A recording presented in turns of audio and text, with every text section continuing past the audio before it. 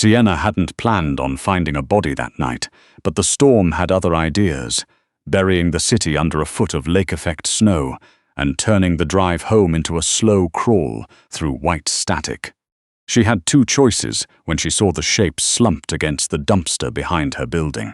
Walk past, the way her mother had taught her to walk past anything that wasn't her problem, or stop. By choosing to stop, she didn't just save a man's life. She opened a door she could never close again. The wind off Lake Ontario had teeth that night, the kind of cold that turned exposed skin to glass in under 10 minutes. Toronto had effectively shut down. The Gardiner closed, in both directions, GO trains cancelled, the mayor on every local channel telling people to stay indoors unless it was an emergency. Sienna Marlowe had been on shift at St. Michael's for 11 straight hours, paramedic boots soaked through, and all she wanted was her own bed and the sound of her radiator ticking. She parked her battered Subaru in the alley behind her apartment building in Parkdale, because the street was already a wall of plowed snow, and she was halfway to her back door when she saw him. At first she thought it was garbage, a black shape against whiter snow, until the shape moved. A groan, low and involuntary, carried on the wind. She almost kept walking. God help her, she almost did, but the paramedic in her wouldn't let her legs cooperate with the rest of her brain. She crouched, boots crunching, and pulled back the edge of a ruined wool coat to find a man bleeding through a dress shirt that had once cost more than her monthly rent. Hey, can you hear me?" Her voice came out steadier than she felt. She pressed 2 fingers to his throat, found a thready pulse, and that was when his hand shot up and closed around her wrist with a grip that made her wince. His eyes opened, pale, almost colorless in the streetlight, the kind of eyes that looked like they'd already decided what kind of person you were before you'd said a word. "No ambulance," he rasped. "No police. You've lost a lot of blood, sir. You need... No." His grip tightened. A handgun, the metal black and dull under a fine layer of snow, slid from somewhere inside Hooked and came to rest against his thigh. Not aimed, not threatening, just there. A fact stated plainly. "You smell like a hospital." "I'm a paramedic," she said, because lying felt suddenly unwise. Something in his face shifted, the barest flicker of relief before his eyes rolled back, and the hand around her wrist went slack. Sienna knelt there in the alley for one long, frozen second, weighing every instinct that told her to run inside and call dispatch against the small, stubborn part of her that had become a paramedic in the first place. The blood pooling under him was already starting to crust at the edges, freezing into the snow. Whoever had done this to him could be circling the block right now, following exactly the trail she was kneeling in. She grabbed him under the arms anyway. He was heavier than he looked, dead weight dragging against the ice, and by the time she'd hauled him through her back door and into her kitchen, her shoulders were screaming, and her hands had stopped feeling the cold entirely. She kicked the door shut, threw the deadbolt, and stood there for a second in the sudden warmth of her apartment with a stranger's blood soaking into her sleeves. "Okay," she muttered, mostly to herself. Okay. She'd kept a real trauma kit in her hall closet ever since a co-worker had been carjacked 2 winters ago. Cheap insurance, she'd told herself, never thinking she'd need it in her own kitchen. She cut away the ruined shirt with her trauma shears and went still. The wound was a through and through on his left side, just under the ribs, and it had nicked something. The bleeding was too fast, too dark for muscle alone. But it was the tattoo that made her hands pause over his skin. A black raven with its wings spread wide across his collarbone, talons closed around a sailing knot. She'd seen that mark exactly once before, inked into the forearm of a man who'd been wheeled into her bay with 3 gunshot wounds and a security detail that had tried to follow him into the trauma room. The dock crews. Everyone in the city's East End knew the name whispered around that mark, even if nobody said it out loud. The Corhonen family, who'd run the Port Lands shipping routes since before she was born. "Whoever you are," she whispered, ripping open a pack of hemostatic gauze, "you'd better not kill me for this." He groaned but didn't wake as she packed the wound, his back arching off her kitchen floor, his jaw clenched tight enough that she could hear his teeth grinding. She worked the way she'd been trained to work, mechanical, focused, the part of her brain that handled blood shutting off the part that wanted to scream. Pressure dressing. Elevate. Strip the soaked trousers. Get him under every blanket in the apartment. Drag the space heater from her bedroom and aim it at him until his skin stopped feeling like something out of a freezer. It was 2:40 in the morning when she finally sat back on her heels, covered in someone else's blood, looking at the heavy steel watch on his wrist. No brand name visible, the face scratched, but the weight of it alone told her it wasn't from a mall kiosk. For the next 3 hours she didn't sleep. She sat on the edge of her own coffee table, with her knees pulled to her chest and a mug of black coffee going cold in her hands, listening to every creak of the building's old radiators like it might be a footstep. She'd moved his gun to the top of her fridge, out of his reach and barely within her own, though she had no idea, really, what she'd do with it if it came to that. Around 5, his fever spiked. He started to thrash, weakly, fighting blankets he didn't seem to recognize, muttering things in a language she didn't speak, and then, suddenly, clearly in English. The container. Burn the manifest. Burn it all. She pressed a damp cloth to his forehead and he grabbed her wrist again, eyes open now but unfocused, glassy with fever. "Where's Felix?" he demanded, voice cracking. "Where is he?" "I don't know who that is," she said, keeping her voice level, the same voice she used on combative patients who didn't know they were in an ambulance and not a war zone. "You're safe. You're in Toronto. You were shot." Something in him recognized the tone, or maybe just the calm underneath it, and his hand loosened. He drifted back under, and Sienna, God forgive her, because she would replay this decision 100 times over the following weeks, went through the pockets of his ruined coat. A money clip thick with $100 bills, half American, half Canadian. A satellite phone, heavier than any cell she'd ever held. A black leather wallet with a driver's license that named him Damien Korhonen, the face unmistakably his, sharp jaw, that same flat, assessing stare even in a photograph. She'd heard the name in passing once, from a detective who'd come through the ear asking questions. Nobody answered. The reclusive head of the Korhonen shipping operation, the one who'd taken over the port lands, routes after his father's death under circumstances nobody in the department would discuss on the record. She'd dragged the most dangerous man on the Toronto waterfront into her kitchen and bandaged him with the same hands she used to set IVs for old ladies with low blood pressure.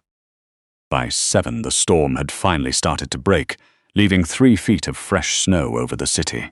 Pale grey light came through her blinds, and that was when the satellite phone, sitting where she'd left it on the counter, lit up with a single soft chime. She watched him wake, really wake, not feverish, not delirious, his grey eyes sweeping the room with a kind of calculation she'd never seen in a patient before, cataloguing the IV supplies, the blood-stained dish towels, her last. "You didn't call the police. It wasn't a question. You told me not to." She stood, smoothing the front of her scrub top, suddenly aware of how much blood was dried into the fabric. And generally I try not to argue with men carrying handguns. A ghost of something, not quite a smile, crossed his face before a wave of pain wiped it away. He looked at the phone, typed something into it with quick, precise thumbs, and pressed send before she could ask what. "What did you just do?" "Told my people where I am." His voice was stronger now, deep, the kind of voice that didn't need to be raised to fill a room. "There was an attempt on my life last night. The people responsible will be looking for me. You've brought a war to your apartment, Miss Marlowe. Sienna Marlowe." She said it like a dare, like proving she wasn't naive enough to hide her name from him now. "And I saved your life, which is exactly why you're sitting here lecturing me, instead of bleeding out in an alley. You should have locked your door, maybe, but I didn't, so." She crossed her arms. "I'd like you out of my apartment, please." "Too late," he said quietly, and his eyes flicked toward the front window. She felt it before she heard it, a low vibration through the floorboards, the kind of sound that wasn't wind, then the engines. Dozens of them idling outside, the crunch of heavy tires grinding through unplowed snow. Headlights swept across her blinds in long, slow arcs. "Don't touch the blinds," he said, sharp now, all the softness gone. "Don't open that door until I tell you to." She stood frozen in her own living room as the rumble outside built into something that sounded absurdly like a military convoy parking on her quiet residential street, doors slamming in unison, boots hitting snow in a rhythm too precise to be random. Whatever her life had been 12 hours ago, overnight shifts, a half-dead houseplant, a Netflix queue she never finished, it had just been buried under 3 feet of snow and replaced by something she had no language for. A heavy 3-beat knock sounded against her door. Damien's shoulders dropped, the tension leaving them in one long breath. "Open it!" Her hand shook as she reached for the deadbolt. The man who stepped through her door didn't look like muscle from a movie. He wore a tailored navy overcoat, an earpiece tucked discreetly behind one ear, and carried himself with the particular stillness of someone who'd been trained somewhere official before he'd been trained somewhere else. Behind him, her quiet little street had become unrecognizable. Black SUVs lined up bumper to bumper as far as she could see in either direction. Men in tactical gear holding rifles low and ready, forming a perimeter through the snow. "Boss!" The man crossed the room without acknowledging Sienna at all, kneeling beside Damien. "Medical transport standing by. Secure route to Pearson, private terminal casualties." "We lost 2 at the Cherry Street terminal. The hit was coordinated. They had our comms jammed before the convoy even left the yard. Someone fed them the route." A pause waited. It came from inside. Damien's jaw went tight, something dark moving behind his eyes. "My brother!" Sienna felt her spine hit the wall behind her. She was listening, in real time, to a debrief between a mob boss and his head of security in the middle of her own blood-stained living room, and every cell in her body was screaming at her to run. "I need to leave," she said, voice less steady than she wanted it to be. "You have your people, your transport, please. Just go." Damien turned his eyes on her, and whatever calculation lived behind them, it had already reached its conclusion. "You're not staying here, Sienna. Excuse me. This is my apartment. And by 8 o'clock this morning, my brother's people will have cross-referenced the blood trail, the security footage from the corner store, and the property records for this address. They'll know exactly which door to breach." His voice didn't rise, didn't need to. "They'll come looking for whatever I told you, and then they'll make sure you can't repeat it. I'll call the police. There's a deputy chief on Felix's payroll." He said it flatly, like a man reading off a grocery list, watching the last of her certainty collapse. "Who do you think signed off on the response delay that let them ambush my convoy in the first place? You have 3 minutes to pack a bag, or you'll die in this apartment." She looked at the security man. Callum, she'd hear him called later, whose unreadable expression confirmed every word more thoroughly than Damien's voice ever could. She didn't have a choice anymore. She'd crossed whatever line existed, the moment she'd grabbed a bleeding stranger out of a snowbank, and there was no walking it back now. She took the stairs 2 at a time, hands shaking as she stuffed jeans and sweaters into a gym bag, grabbed her passport from the junk drawer in her nightstand, moved through her own bedroom like a woman watching herself from somewhere outside her body. When she came back down, 2 men in tactical gear were already wiping down her kitchen counters, bagging the bloody towels, erasing every trace of the night. "Let's move," Callum said into his radio. Outside, the cold hit her like a wall. The scale of it, the convoy, the men, the absolute silence of a residential street that had been turned into a private military staging ground, took the breath straight out of her lungs. An armored SUV pulled up the snowy walk, the rear door already open. "Get in, Miss Marlowe."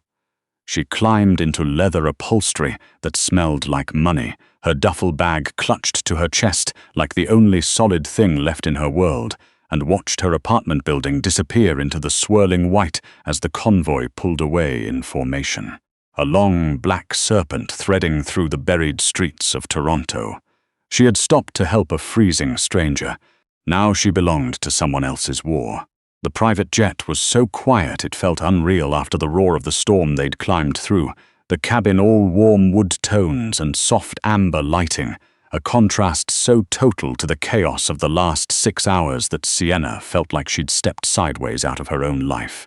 She sat curled on a cream leather sofa in the rear cabin, knees bouncing, watching a doctor, introduced only as Dr. Aldous, finish securing a fresh IV line into Damien's arm. Damien's color had already improved with proper fluids on board, enough that when he dismissed the doctor with a small motion of his hand, the man left without arguments. Sliding the cabin partition shut behind him, they were alone. "Where are we going?" Her voice came out quieter than she meant it to. She was a paramedic.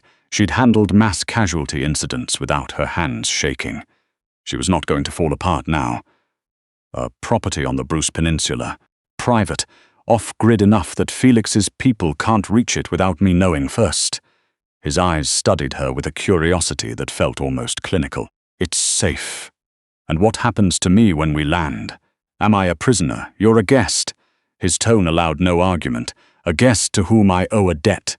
Where I come from, that kind of debt isn't optional. You saved my life when every reasonable instinct told you to lock your door instead. I protect what's mine, Sienna. As of last night, that includes you. I'm not yours." "You had a life 18 hours ago," he said, ignoring her.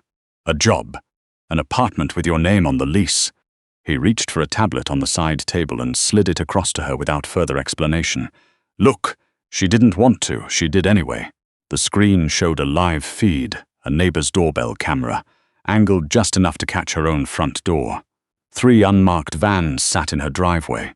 Men with battering rams and no insignia were already through the frame, splintering the door off its hinges, pouring into her apartment like something out of a nightmare she hadn't agreed to have, if she'd stayed, if she'd been stubborn enough to refuse to leave with him. She set the tablet down on the cushion beside her, hands suddenly numb. "They're not police," Damien said, watching her face carefully. "Private contractors. My brother pays them through a logistics shell out of Halifax. The local response to your neighbor's 911 calls will be delayed, indefinitely." "Why?" she whispered, staring at the mahogany paneling like it might give her an answer. "Why would your own brother do this?" "Because the business our father built was never enough for him." Damien's voice dropped into something darker, something old. "Our father controlled the Portlands for 30 years and kept it to shipping, to cargo. Nobody asked too many questions about. When he died, he left the operation to me, because he knew exactly what Felix would turn it into. Felix wants to pivot into trafficking. People, fentanyl precursors, whatever pays faster." I refused. "So he bought off half my lieutenants, hired a private army, and tried to bury me in a snowbank behind a dumpster in Parkdale." His eyes met hers unblinking. "He failed. Because of you. And now I'm going to take apart everything he's built." A shiver moved through her that had nothing to do with the plane's air conditioning. She was a passenger, literally and figuratively, in a war she'd had no say in joining. "And I'm supposed to just wait at some property on the Bruce Peninsula while you do that?" "You're going to wait there, because it's the only place on this continent where you're safe." His voice softened, fractionally. "And because you're more important to this than you understand." "What does that mean?" He reached into the pocket of the fresh trousers his men had brought him and produced his pistol. Her pistol, technically, the one she'd moved off her counter at 3 a.m., without ever expecting to see it again, and with a practiced flick of his thumb, popped the magazine free. He pried a small false panel from its base with his thumbnail, and a tiny micro SD card dropped into his palm. "Felix thinks he destroyed the shipping manifests when he had the Cherry Street warehouse torched." He turned the card over in the light. "He thinks the evidence linking him to 3 customs officials and a deputy chief went up in that fire. He doesn't know I copied the files before it burned." His eyes found hers, something almost like amusement flickering through the exhaustion. "When you pulled me out of that snowbank, Sienna, you didn't just save my life. You saved the one piece of evidence that can take my brother, and half the corruption propping him up, down for good. You're the reason I still hold the winning hand." She stared at the tiny black chip, the full weight of the last 18 hours finally landing on her chest all at once. She wasn't a bystander anymore. She was holding the key to something far bigger than either of them, and there was no version of her old life. Her shifts at St. Michael's, her half-dead apartment plant, her Tuesday trivia nights.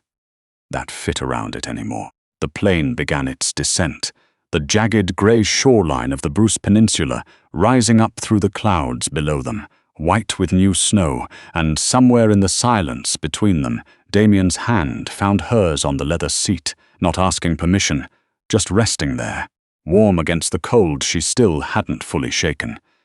Did she make the right choice when she knelt down in that alley, or had she just signed herself into a life she could never undo? The cabin lights dimmed for landings, and somewhere below them in the snow and the silence, her old life waited to be buried for good.